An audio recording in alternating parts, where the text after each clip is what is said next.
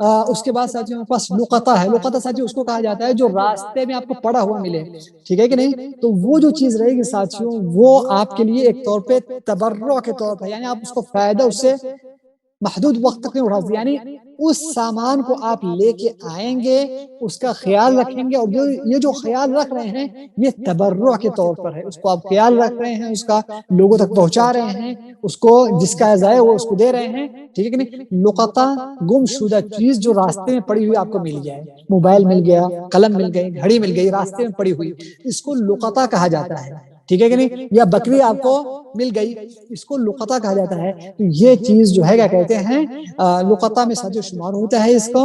اور اس پر جو آپ ڈھونڈنے کے لیے آدمی کے پہنچانے کے لیے جو کام کریں گے وہ سب آپ کی طرف سے تبرع ہوگا, اس کے اوپر آپ کوئی چیز کا مقابل نہیں لے سکتے ہیں.